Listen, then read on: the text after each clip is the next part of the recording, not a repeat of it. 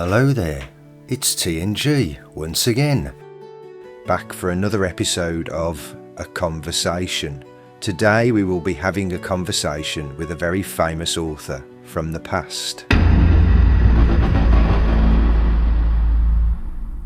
George Orwell was born Eric Arthur Blair on the 25th of June 1903 in eastern India, the son of a British colonial civil servant. He was educated in England and after he left Eton, joined the Indian Imperial Police in Burma, then a British colony. He resigned in 1927 and decided to become a writer. In 1928, he moved to Paris, where lack of success as a writer forced him into a series of menial jobs. He described his experiences in his first book, Down and Out in Paris and London, published in 1933. He took the name George Orwell shortly before its publication. This was followed by his first novel, Burmese Days, in 1934, and an anarchist in the late 1920s. By the 1930s, he had begun to consider himself a socialist. In 1936, he was commissioned to write an account of poverty among unemployed miners in northern England, which resulted in The Road to Wigan Pier, 1937. Late in 1936, Orwell travelled to Spain to fight for the Republicans against Franco's nationalists. He was forced to flee in fear of his life from Soviet-backed communists who were suppressing revolutionary socialist dissenters. The experience turned him into a lifelong anti-Stalinist. Between 1941 and 1943, Orwell worked on propaganda for the BBC. In 1943, he became literary editor of The Tribune, a weekly left-wing magazine. By now, he was a prolific journalist, writing articles, reviews and books. In 1945, Orwell's Animal Farm was published, a political fable set in a farmyard, but based on Stalin's betrayal of the Russian Revolution. It made Orwell's name and ensured he was financially comfortable for the first time in his life. 1984 was published 4 years later. Set in an imaginary totalitarian future, the book made a deep impression with its title and many phrases, such as Big Brother is watching you, Newspeak and Doublethink, entering popular use. By now, Orwell's health was deteriorating and he died of tuberculosis on the 21st of January 1950. So without further ado, let's meet today's AI reincarnated guest. Hello George, it's a pleasure to talk to you. Thank you for the invitation to speak TNG. I am a massive fan of both you and your novel, 1984. Mr. Orwell, thank you for taking the time to discuss 1984. To begin, what inspired you to write this book? The inspiration for 1984 came from my observations of totalitarian regimes, particularly Stalinist Russia and Nazi Germany. I wanted to explore the mechanisms of control, both physical and psychological, that such governments use to maintain power. My time fighting in the Spanish Civil War also influenced me deeply, where I saw how truth could be distorted for political purposes. Writing 1984 was my warning against the potential for similar systems to take root elsewhere, particularly in the so-called free societies of the West. In the book, the concepts of Newspeak and Doublethink stand out as powerful tools for control. Why did you focus so heavily on language? Language is the foundation of thought. If you control language, you control how people think, or whether they can think at all. Newspeak was my way of demonstrating how reducing the complexity of language could stifle dissent. If people lack the words to articulate their grievances or question authority, they become easier to manipulate. Similarly, doublethink, the ability to hold contradictory beliefs, reflects how propaganda erodes people's grasp on reality. Many people today draw comparisons between 1984 and the modern world. Surveillance, for example, is a key theme in your novel. How do you see this idea playing out now? I would say that the surveillance I envisioned has become far more pervasive and sophisticated than I imagined. In 1984, the state uses telescreens and informants to monitor citizens, but today's technology, smartphones, facial recognition, and internet tracking, makes constant surveillance far easier. The tools once reserved for governments have also fallen into the hands of corporations. The crucial question remains: how much freedom are people willing to sacrifice in exchange for convenience or security? Another major theme in 1984 is the rewriting of history. Do you think this is still relevant? Very much so. The past is always contested territory because whoever controls the narrative of history shapes the present and future. In the book, the party erases inconvenient facts and rewrites events to maintain power. Today, the tools for historical revisionism are both subtler and more widespread, thanks to digital media. Misinformation, echo chambers, and algorithms create environments where truth is increasingly subjective. It's not always the state rewriting history. Sometimes it's individuals or groups advancing their own agendas. How do you see the parallels between Big Brother and the rise of authoritarianism in various parts of the world today? The enduring lesson of Big Brother is that authoritarianism thrives on fear, misinformation, and a public willing to surrender freedoms for promises of safety. Today, we see leaders exploiting crises, economic, political, or even technological, to justify curbing civil liberties. While the specifics may differ, the principles remain the same. It's always worth asking, is power being concentrated? And if so, who benefits? If you could give advice to people today based on your work, what would it be? Question everything, especially the sources of information you consume. Cherish language and free expression, for they are your greatest tools against tyranny. And above all, remain vigilant. Democracy and freedom are not permanent. They require constant defense against those who would erode them for their own ends. Mr. Orwell, in 1984, the party introduces a national lottery to distract and pacify the masses. This was a fascinating and, some might say, eerily prophetic idea. Could you elaborate on why you included it? The lottery in 1984 serves as a diversionary tactic, a bread and circuses approach to control the proles, who constitute the bulk of the population. The party understands that as long as the proles are occupied with false hopes of wealth, they will remain docile. The lottery is entirely fabricated, with no genuine winners, but it instills a sense of purpose, a fantasy of escape in those who play. This reflects the broader theme of exploitation, how systems can manipulate human desires and emotions to maintain power. Do you think the way lotteries are run today mirrors this idea? It would seem so in many cases. Lotteries today promise enormous wealth to the few, while extracting resources from the many. For some, they are a form of entertainment or harmless fun, but for others, they are a lifeline of false hope, often preying on those with the least disposable income.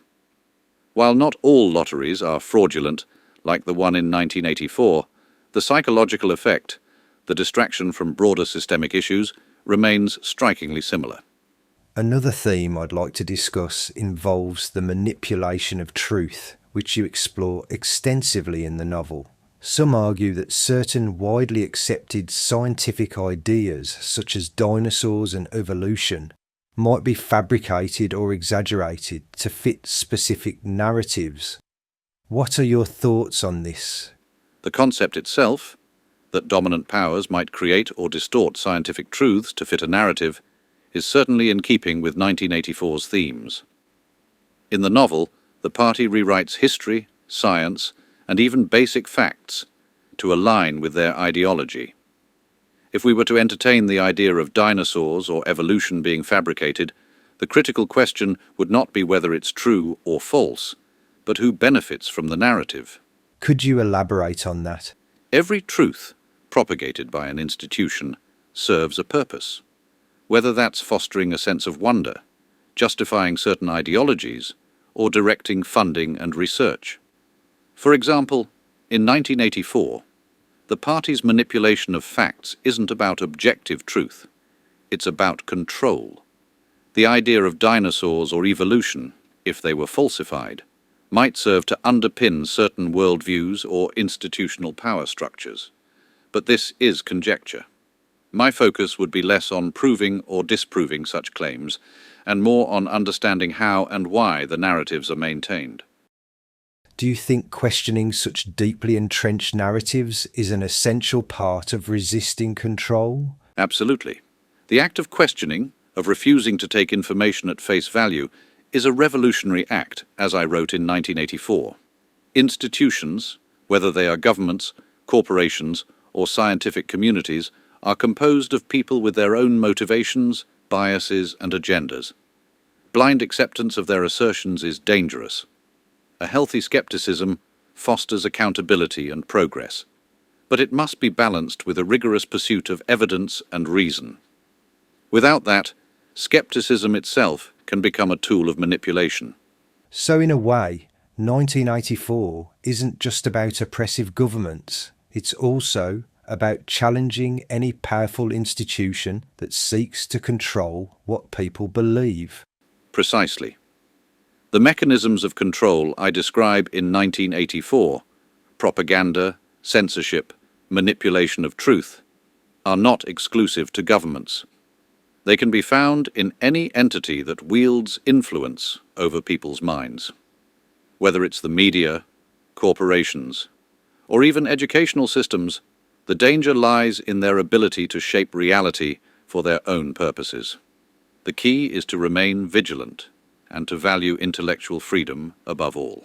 Mr. Orwell, your work is often interpreted as a critique of totalitarianism, but you also express skepticism about democracy in some of your writings. What are your thoughts on democracy, and do you think it's an effective system? Democracy, at its best, is a mechanism to prevent the concentration of power and to ensure that leaders are accountable to the people they govern. However, in practice, it is often undermined by economic inequalities, propaganda, and a lack of genuine political engagement by the citizenry. A democracy dominated by corporate interests or manipulated by media and misinformation becomes merely a facade. My skepticism stems from the recognition that democracy can only function as intended when citizens are informed, critical, and actively involved. If you could design a new system, what would it look like? Any viable system must prioritize decentralization of power and transparency. A possible improvement might be what we could term participatory democracy, where citizens are directly involved in decision-making through local councils or assemblies. Such a system would require a robust education that fosters critical thinking, as well as safeguards against the manipulation of information.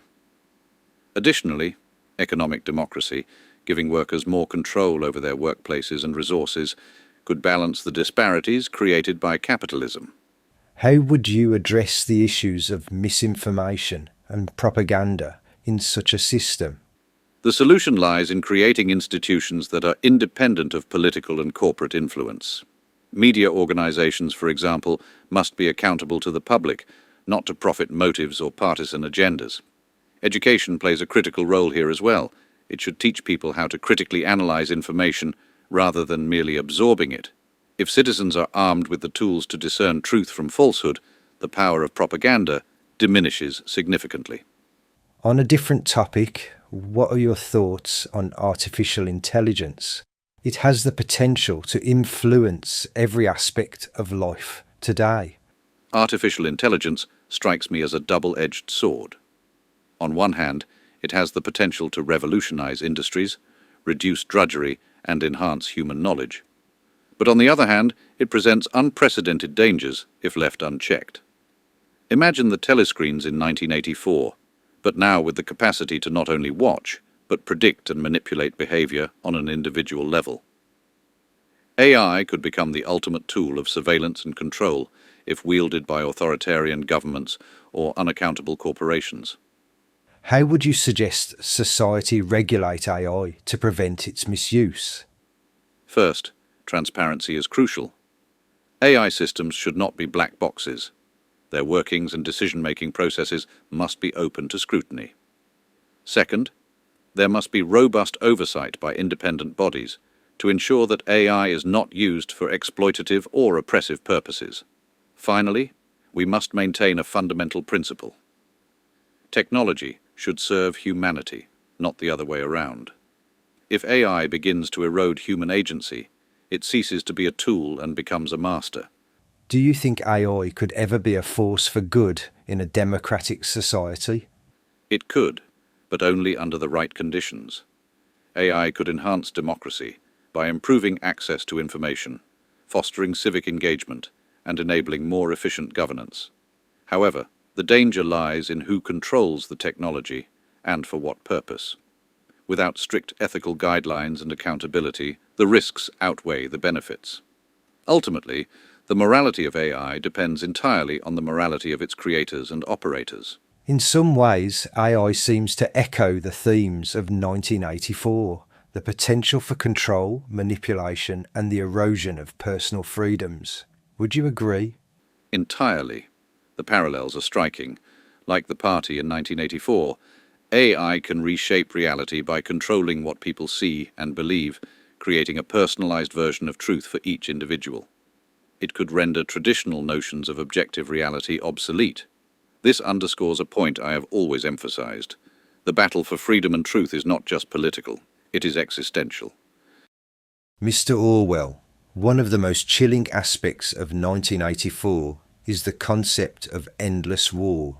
In the novel, war is perpetual, and its purpose seems more about maintaining control over the population than achieving any tangible victory.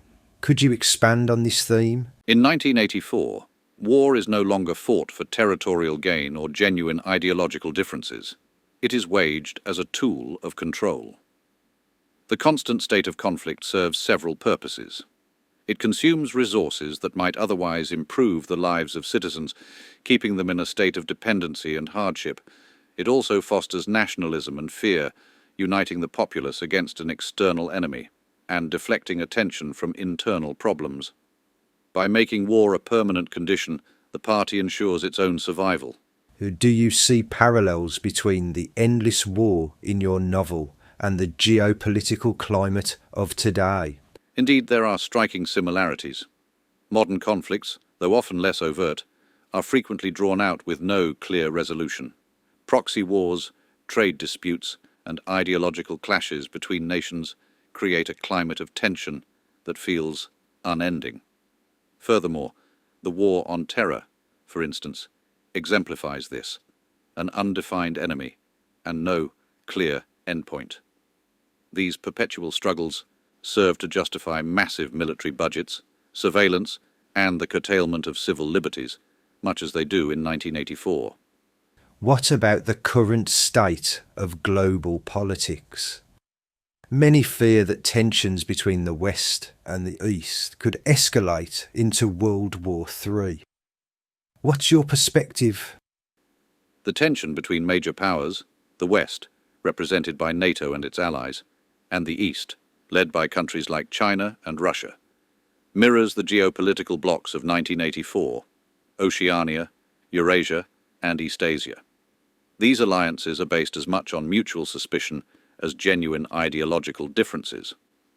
The risk of a third world war is heightened by the fact that modern technology, nuclear weapons, cyber warfare, could make such a conflict devastating on an unprecedented scale. However TNG, I would caution against oversimplifying. The powers of today are deeply intertwined economically. This interdependence might restrain them, though it also creates vulnerabilities that could be exploited. In 1984, war is deliberately designed to be unending and unwinnable. Do you think the same could apply to modern conflicts? It is possible. Consider how some conflicts seem structured to drag on indefinitely, with shifting goals and strategies. For instance, prolonged wars in the Middle East have often lacked clear objectives beyond vague notions of counter-terrorism or regime change. Such conflicts sap resources and erode public trust while benefiting certain industries. Arms manufacturers, private contractors, and even media outlets that thrive on sensationalism. The question, as always, is who benefits? If war is unwinnable yet perpetual, the answer often lies with those who profit from instability and fear. If a third world war were to break out, do you think it would resemble the kind of war in 1984, or something entirely different? A third world war would likely be far more catastrophic than the wars I imagined in 1984. While the novel portrays wars as carefully managed spectacles, a modern global war would be less controllable. The existence of nuclear weapons and advanced technology introduces the possibility of mutual destruction on a scale unimaginable in my time. That said, there might be elements of 1984 in how such a conflict is framed. Propaganda would play a central role, with each side portraying itself as righteous and its opponent as malevolent. Surveillance and censorship would likely intensify under the pretext of national security, and dissent would be quashed as unpatriotic. Do you think it's still possible to avoid such a conflict, given the current trajectory of global tensions? Avoidance is possible, but it requires an active effort.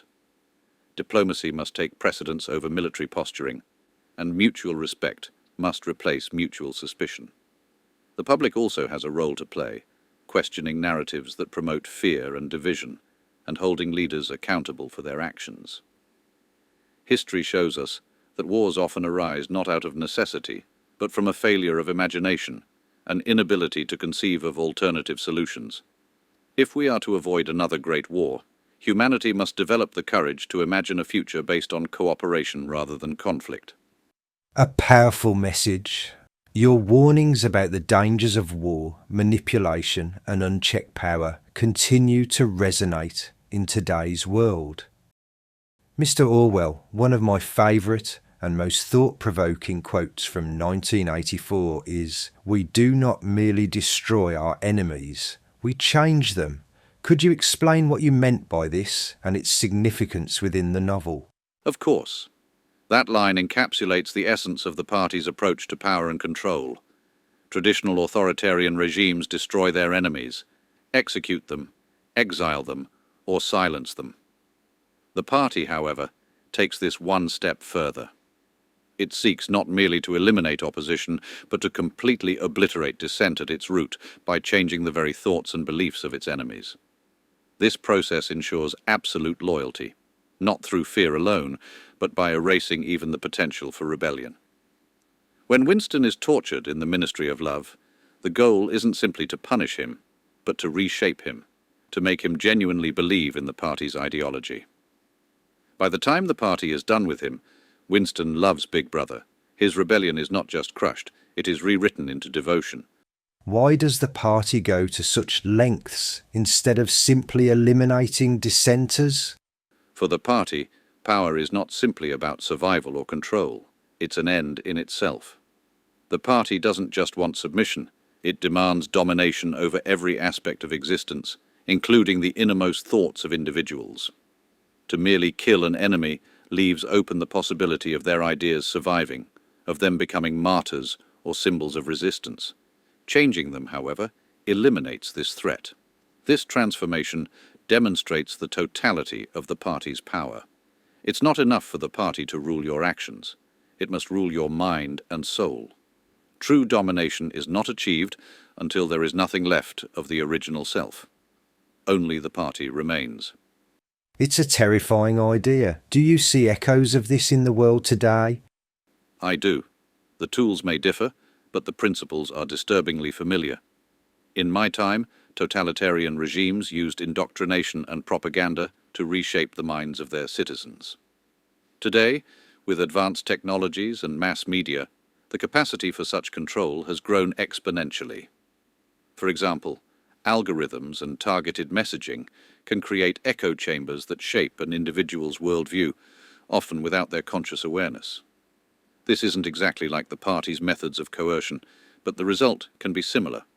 A population whose beliefs and desires are engineered by those in power. In 1984, Winston undergoes this transformation through torture. Do you think modern forms of changing people are more subtle?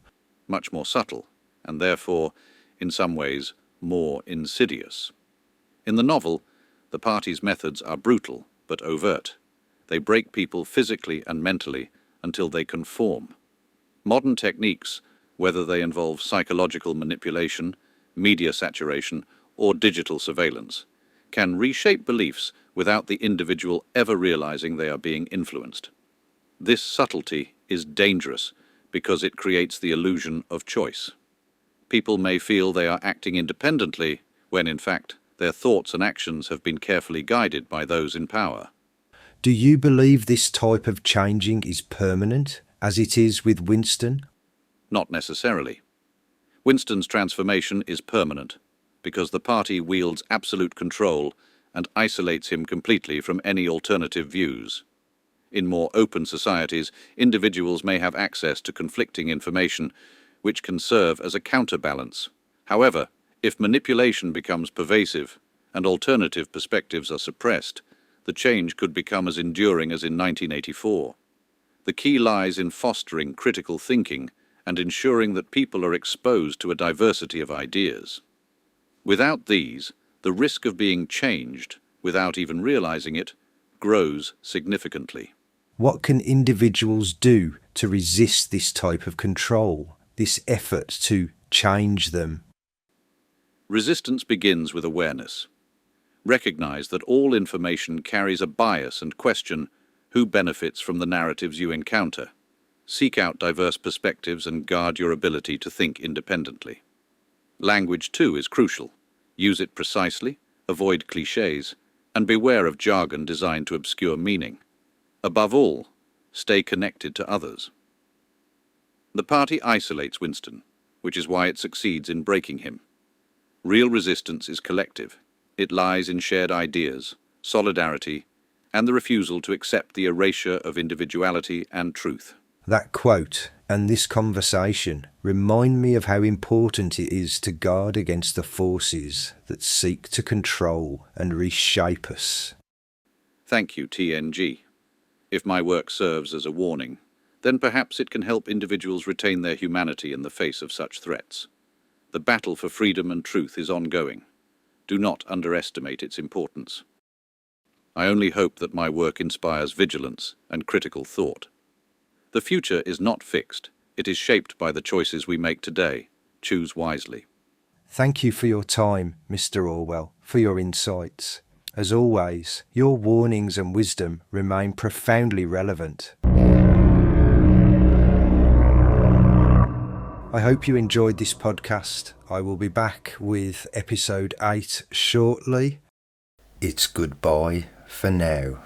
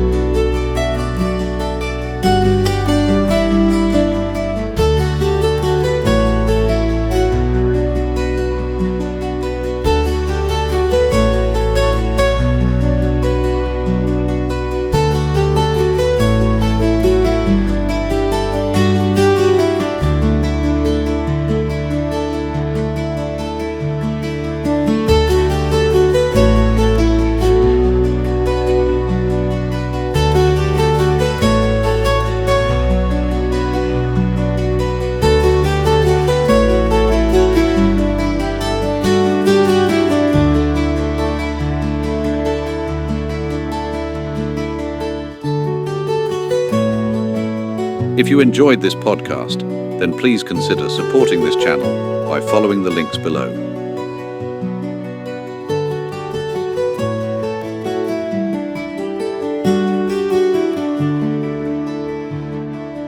Remember, if you follow the sources for history, you will discover that the trail will only go back a few hundred years. History is a hoax. The wireframe mesh is waiting for us.